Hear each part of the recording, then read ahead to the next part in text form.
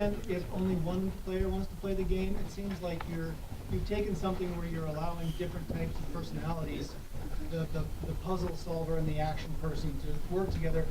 But it's almost that you're forcing those two different players to play that game. If you don't have that setup, you are dependent upon action, and then you're in a passive role of waiting for someone else to move you forward.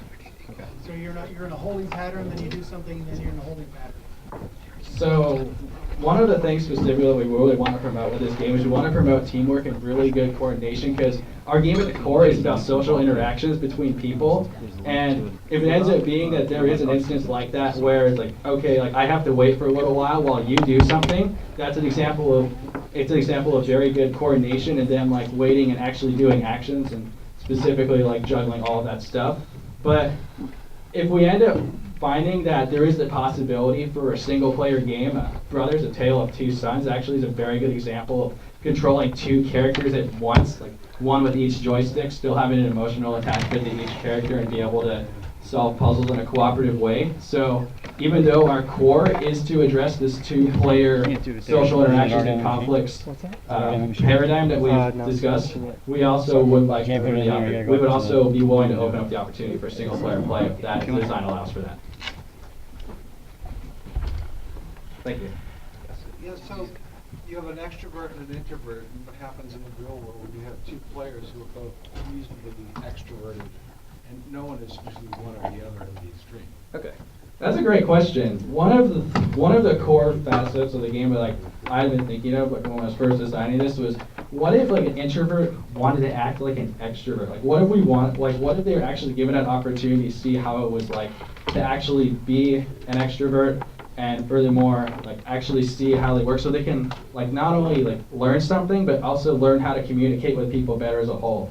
As well, like I said to Scott, our game is a lot about social interactions, but what would be really cool is if we could actually like help people like live out their social lives a little better and be able to communicate with people that are slightly different from them. Because like I said, in the real world, like I mean people like you're gonna meet a variety of different people, and even it's in this simple context where you're like one player is acting like an extrovert, even though like two people are introverts, like it would be a really good learning experience for them after the fact.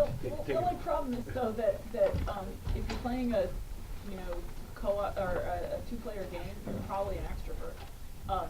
So I think that Scott's question is well taken. Actually, the single-player mode for introverts. Oh yeah. What might be the most realistic? By definition, yeah. By definition, right? If I could add something to what Tim was saying, I'm not much of an extrovert myself. I'd put myself like a little closer to the introverted side than the extroverted side. And something that I've noticed with how I interact with people around me is I tend to keep like one or two people who are very close to me, who I'm ready to open up with things about. And what we really want to push with Schism is that introverted character who decides to meet his best friend who happens to be an extrovert. And then here's this one person that he can really trust. And here's this one person that he can really communicate with well. And I think it furthers their friendship and their social setting on a level that's outside of the game, in fact. I think that's something coming from a slight introvert. I think that might help out. Yeah. I got it. That's the most heartfelt thing I've heard in the pitch. I think that's lovely, and I think that I'd love to see you guys get to that, but I don't think it's in a fighting game. Okay. I don't think it's in an action game. Okay. Start in like 2 seconds. You can go by the first one to this one. And we're Okay. Oh, go ahead, So respond. I'll respond. Yeah, this is the last question. Yeah. Okay. So yeah, I understand what you're saying. A lot of what we showed today was a lot of fighting-based mechanics, but ultimately what we really want to do with those is actually use them in a puzzle-based manner. Exactly. So like, say we have the vortex from earlier. It's like it sucks people into a black hole. Sounds very violent. But what would be cool is like, see, imagine there is a launcher that shoots out rocks towards you, and what you can actually do is when that launcher shoots out a rock, you actually place your vortex in such a way to where the rock flies around the outside of the vortex as if it were orbiting a planet, fly back towards the launcher and destroy it. Like a perfect puzzle example of using a That's the problem that No.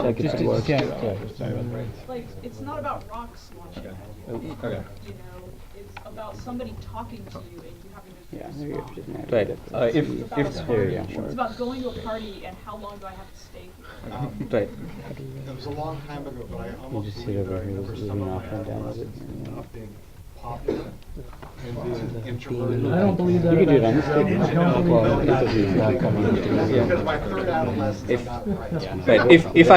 If I can just add one last thing, I think with the shadow character who's the introvert, the real gameplay experience that we're going for is not combat oriented. What we really want to do is build this sense of satisfaction that I get by figuring out that, hey, here's these set of switches that I can pull to make sure that the chandelier drops down, which then gets us over to safety. And I think that sense of satisfaction I can definitely derive being a minor introvert by solving those sort of puzzles. So I think I want to reiterate that Schism is a puzzle game with combat. I know our prototype had a lot of combat because that's all the mechanics we had time to put into the prototype, but I think the core philosophy that we're going for is Schism is a puzzle game that does combat. And I think an introvert can gain a lot of gameplay satisfaction by solving puzzles.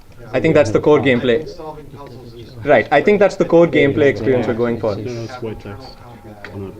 The theme isn't loaded. Okay. Because building two complex systems is another little challenge in that. Right. So we're done, so thank you for your feedback, everyone. Thank you. Go back to